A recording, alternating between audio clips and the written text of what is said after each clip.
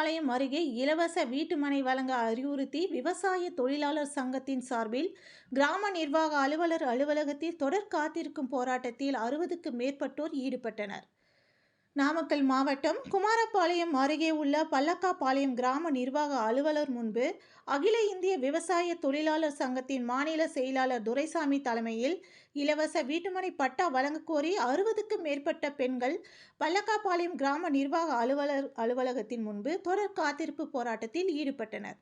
கடந்த 3 வருடங்களாக இப்பகுதியில் சேர்ந்த விசைத்தறி தொழிலாளர்கள், பாத்திரம் தேய்த்து பிழைக்கக்கூடியவர்கள், சலவை தொழிலாளர்கள், விதவைகள் என பல்வேறு வகையில் பாதிப்புகளுக்கு உள்ளாகி இருக்கும் 98 நபர்களுக்கு இலவச வீட்டுமனை பட்டா வழங்க வலியுறுத்தி தொடர்ந்து போராட்டம் நடத்தி வந்தாலும் அதிகாரிகள் கண்டுகொள்ளாமல் நடவடிக்கை எடுக்காமல் உள்ளதால் இந்த காத்திருப்பு போராட்டத்தில் ஈடுபட்டு வருவதாக தெரிவித்தனர்.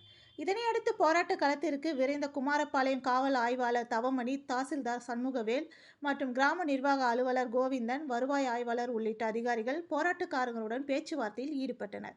இதில் பல்லக்காபாளையம் பகுதிக்கு உட்பட்ட 4 இடங்களில் சர்வே செய்யப்பட்டு வீட்டுமனை பட்டா கோரி உள்ள குடும்பங்களை நேரில் சந்தித்து உறுதி செய்த பிறகு வீட்டுமனை நிலம் வழங்குவதற்கான நடவடிக்கைகள் மேற்கொள்ளப்படும் என அதிகாரிகள் உறுதி அளித்ததின் பேரில் போராட்டக்காரர்கள் கலைந்து சென்றனர்.